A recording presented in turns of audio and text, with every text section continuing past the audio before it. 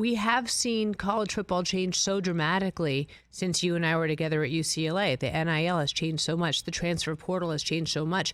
How do you see, let's start with transfer portal as a coach. How have you seen that affect how your players react, play, have loyalties, etc.?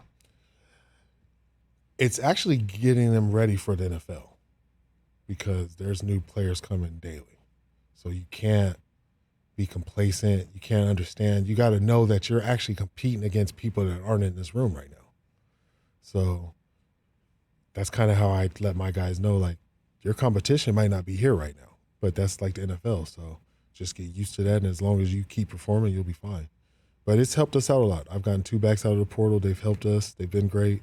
They've both gone to the NFL. So, we kind of do a pretty good job on who we pick and just to see if they can really mesh with the type of team that we have, and we've done a good job with it so far. So you think the portal's good for college football?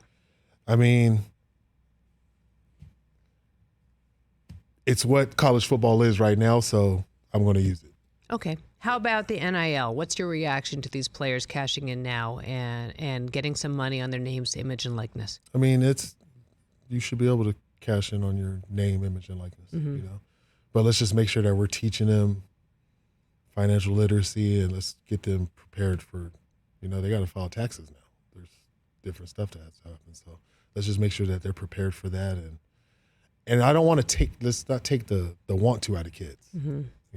The younger you get, the more he might not want to play because he has this. So let's just make sure we keep that in perspective. Well, that's it. I mean, there's that idea that you have to play and put in the downs in order to cash in and to get the reward on the other end. And some of these kids, as you said, are getting exposed to money in a way they never were before. And by the way, the government takes money out of your pocket. And that is something that you have to be responsible for. And I wonder, how this changes a relationship that a coach could have with his players when you know that a kid is making a lot of money. And do they listen to you the same way? I'm lucky that I haven't experienced anything like that yet, so just like I said, we've done a good job with the kids that we've picked, and they're working out for us. They come and play well and able to go to the NFL. So, but I know it's that's just like you said, it's out there, and it's a tough situation, but you just gotta find a way to balance it. Do you enjoy the recruiting side of it? Yeah. Mm-hmm. What's that like when you go into the houses and talking things out?